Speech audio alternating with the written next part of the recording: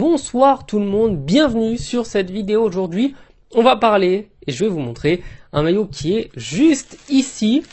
Le voici, donc évidemment, je vais vous le montrer. Évidemment, on va le découvrir. Et évidemment, je vais vous parler de son histoire. Cette vidéo commence, je remercie évidemment le site R7 Foot. C'est grâce à eux que je peux vous faire cette vidéo, c'est grâce à eux que j'ai ce maillot. Et comme la semaine dernière, vous avez toujours 10% de remise avec le code Loïc, voilà, qui va s'afficher à l'écran. Et j'ajouterai aussi que comme c'est la fin d'année, il y a énormément de cadeaux qui sont faits sur le site. Je vous mets tout ça évidemment à l'image, je vous laisse profiter de l'offre.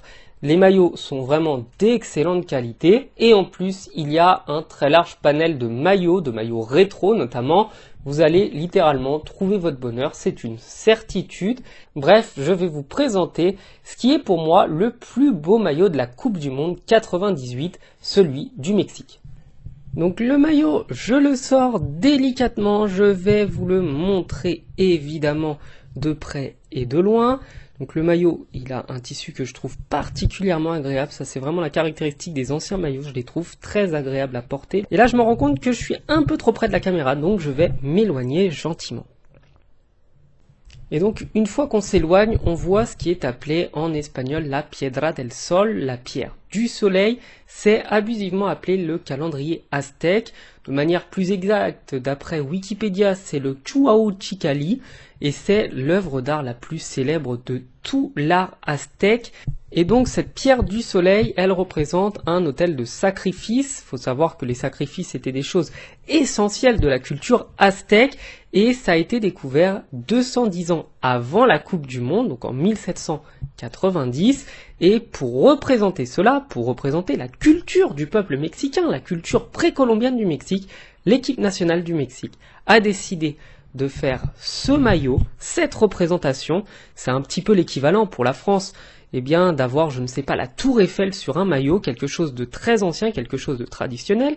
Là, je vous montre du coup les manches et l'entreprise qui a fait le maillot, c'est Abasport. C'est une société et un équipementier mexicain. Je trouve ça pas mal d'avoir un équipementier mexicain pour représenter le Mexique. Je pense qu'ils étaient plus concernés encore par l'histoire de ce maillot.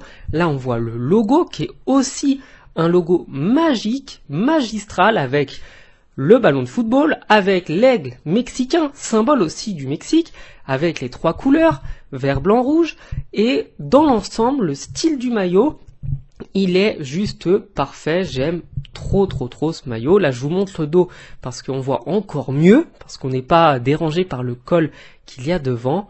Bref, c'est une œuvre d'art, ce maillot. C'est véritablement le plus beau maillot de toute la Coupe du Monde. Je suis fan. Il y a aussi le col, là aussi un col très élégant, quelque chose que j'aime plus que tout. J'aime tellement les cols avec des petits boutons comme ça, parce que littéralement vous pouvez mettre un petit pull léger par-dessus, personne ne verra que vous avez un maillot de foot en dessous. Ça fait super élégant, avec toujours, de manière générale, ce vert blanc rouge, symbole du Mexique. Waouh! Et donc pour conclure, je vais le mettre quand même, ce maillot, pour que vous voyez ce que ça donne sur quelqu'un. Moi, j'aime tellement ce maillot. De retour, voilà, avec le maillot. Comme je vous l'ai dit, je le trouve splendide. Franchement, 10 sur 10, c'est le plus beau maillot de la Coupe du Monde. Là aussi, c'est un des 5 plus beaux maillots, je pense, qui rentrent dans ma collection. C'est vraiment pour moi très important quand je prends un maillot, que ce soit un maillot qui porte quelque chose, qui porte une histoire, qui porte vraiment le symbole de son pays. D'autres maillots, peut-être plus tard, que je vous présenterai, qui aussi ont une très grande histoire. Pour cette Coupe du Monde, les Mexicains avaient un groupe particulièrement relevé en France.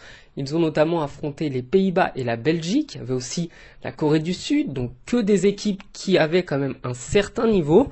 Ça a été une compétition très disputée pour eux.